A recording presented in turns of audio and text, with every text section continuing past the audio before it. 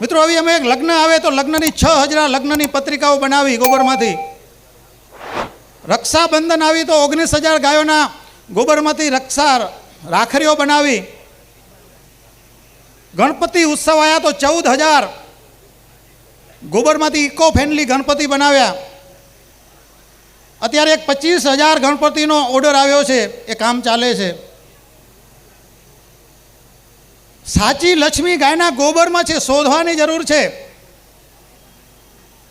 આવી ગોબરમાંથી લગભગ 82 પ્રોડક્ટ ગાયના ગોબરમાંથી અમારી ગૌશાળામાં ત્યાં બને છે. કોઈને શીખવું હોય તો ત્યાં નિઃશુલ્ક તાલીમ પણ આપવામાં આવે છે. જેમ વલ્લભભાઈએ વાત કરી એવી 25 પ્રકારની ગાયના દૂધમાંથી ગુલ્ફી પણ બનાવવામાં આવે છે. એક પણ ટકો એમાં સેક્રીન, કલર, એસેન્સ વગરની ગાયનો દૂધ, માવો અને નેચરલ ફ્રૂટની અંદર મિક્સ કરી અને રોગ પ્રતિકારક શક્તિ વધારે એવી કેન્ડી ત્યાં બનાવવામાં આવે છે. તો મિત્રો, ગાયના ગોબરની જે વાત આવતી હતી કે ગાયનું ગોબર જો આપણા ઘરે ગાય હોય એને કમ્પોસ્ટ ખાતર બનાવી અને આપણા ખેતરમાં નાખીએ તો આપણી જે જમીન છે એની ઉર્વરતા શક્તિ વધે, તો ઉત્પાદન વધે છે. એનો હું સાક્ષી છું. હું બેફામ રીતે રાસાયણિક વાપરનારો હું ખેડૂત છું. 2000ની સાલથી ગાય આધારિત ખેતીની શરૂઆત કરી. અને મિત્રો, મેં ફૂલની જે વલ્લભભાઈએ જે ઉલ્લેખ કર્યો કે મારા જે કચ્છના રણમાં ઉગેલા ફૂલ જે વિદેશમાં જતા હતા, હું 1 એકર જમીનમાંથી ગાય આધારિત ખેતીમાંથી 1 વર્ષની અંદર 9 લાખ રૂપિયાના ફૂલ એ ગાયના ગોબરના માધ્યમથી મેં ઉગાડ્યા છે અને આજે ઉગાડું છું. ખેતી ખૂબ નાની છે, માત્ર 4 એકર જમીન છે, પણ આર્થિક સમૃદ્ધિ ગાય માતા એટલી બધી આપી છે. શારીરિક મજબૂતાઈ પણ એટલી બધી ગાય માતાએ આપી છે.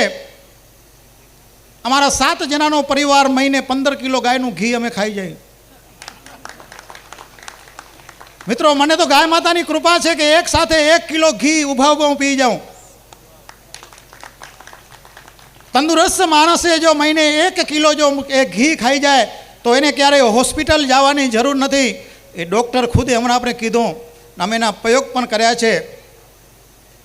ડૉક્ટર સાહેબ, હું કોરોનાના રસીનો વિરોધી નથી, પણ અમારા પરિવારે કોઈએ કોરોનાની રસી લીધી નથી અને અમે બાપ દીકરો 1 મહિના સુધી કોરોનાની હોસ્પિટલમાં સેવા આપી છે. આવા કેટલાય રોગ આવવાના છે, કેટલી રસી લેશું? જરૂર છે રોગ પ્રતિકારક શક્તિ વધારવાની. એની જો કોઈ તાકાત હોય તો એ ગાયમાં છે, ગાયના પંચગવ્યમાં છે, એ ગાયના ગોબરમાં છે. મિત્રો, અમે ગાયના ગોબરમાંથી ચંપલ પણ બનાવીએ, ટોપી પણ બનાવીએ, ધૂપબત્તી પણ બનાવીએ. અત્યારે આપણા ઘર છે એ નેગેટિવ ઉર્જાથી એટલા બધા ભરી દીધા છે આપણે. પ્લાસ્ટિક પ્લાસ્ટિક પ્લાસ્ટિક કાંઈક નવું વાસણ દેખાય, કાંઈક નવું શણગાર દેખાય. એટલે બહેનો આમ જરૂરત વગરતા આપણે ઘરને ભરી દીધા નેગેટિવ ઉર્જાથી. પછી ટીવી, ફ્રીજ, પંખા, ઓવન. મિત્રો, એનાથી જો બચવું હોય તો ગાયનું ગોબર આપણા ઘરમાં લઈ આવવું પડશે. અહીંયા બારે સ્ટોલ લાગેલો છે, અહીંયા આપણે મૂકેલું છે. હવે આપણે કદાચ લીપણ નહીં કરી શકીએ, પણ એનો શણગાર તો આપણે એને સજી શકીએ ને.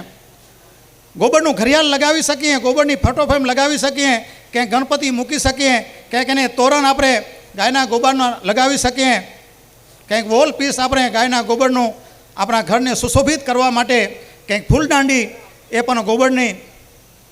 તો જો ગોબર આપણે વધુમાં વધુ ઘરમાં લઈ આવશું તો આપણા ઘરનું જે વાતાવરણ છે એ દિવ્ય બનશે. મિત્રો, એક સભાની અંદર બારે એવા 4-5 સ્ટોલ લાગાતા. ગાયના ગોબરમાંથી જે ગોનાઇલ બને છે,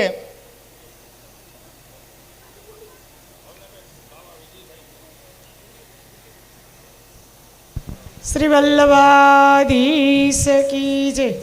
પૂજ્ય જે શ્રી આપણી વચ્ચેથી વિજય થઈ રહ્યા છે. આપણે સૌ એકવાર દિવ્ય જયઘોષ કરીશું. બોલો શ્રી વલ્લભાધીશ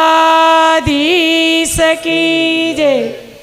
શ્રી વ્રજેશ કુમારાય પ્યારે કી જય. શ્રી અનિરુદ્ધલાલ પ્યારે કી જય. શ્રી હરિરાય પ્યારે કી જય.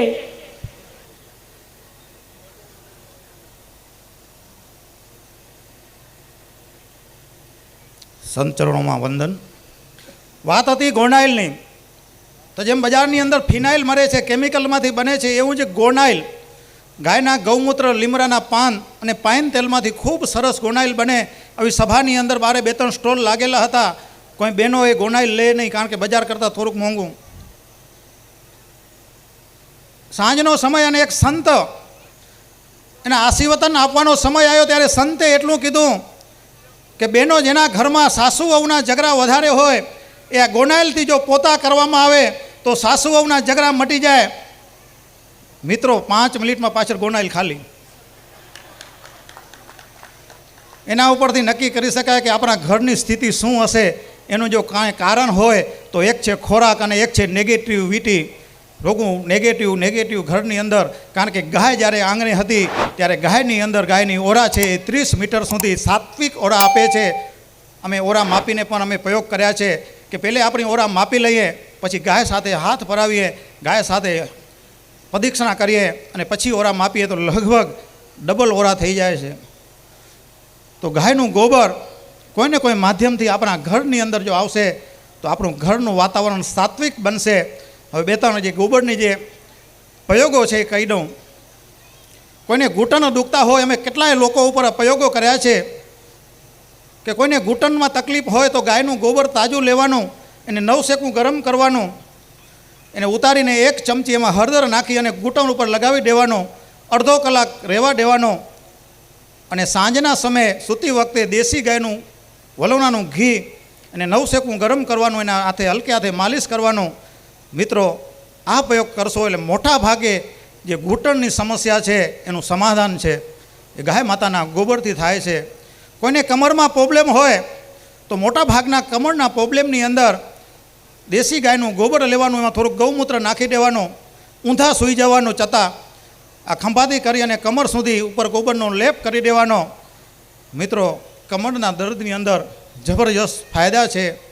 એનાથી બીજો એક પ્રયોગ છે, અત્યારે મોટા ભાગે જ્યારે બહેનોને બાળકોનો જન્મ આપે છે ત્યારે મોટા ભાગે એનો જે ડિલિવરીનો એ નોર્મલ ડિલિવરી નથી થતી અને ઓપરેશન થાય છે. અને એક વાત યાદ આવી ગઈ, કહી દઉં. આજે જોજો જન્મથી બાળકને છે ને હોસ્પિટલના ધક્કા ચાલુ થઈ જાય છે. પહેલે જ્યારે આપણે નોર્મલ ડિલિવરી થતી હતી ત્યારે નાનાને ઘરે જન્મ થાય, નાનીના ઘરે થતો હતો, દાદાના ઘરે એ બાળકનો જન્મ થાય. એટલે જ્યારે વેકેશન આવે ત્યારે બાળકને લગાવ હતો કે નાનાને ઘરે જવું છે, દાદા ઘરે જવું છે. પણ આજે હોસ્પિટલ તરફ પ્રયાણ કરે છે, વારંવાર હોસ્પિટલ. કારણ કે એનો વાંક નથી, એનો જન્મ છે એ હોસ્પિટલમાં થયો છે, એટલે એનું મન છે એ વારંવાર. હમણાં આપણે સાહેબે વાત કરી હતી કે પ્રકૃતિએ જે વાછરાને જન્મ આપીને સીધું એ માના ધાવર સુધી એ પહોંચી જાય છે. તો આ પણ ક્યાંક એવું મને લાગે છે કે એનું કનેક્શન છે કે બાળક વારંવાર હોસ્પિટલના ધક્કા એ ચાલુ થઈ જાય છે.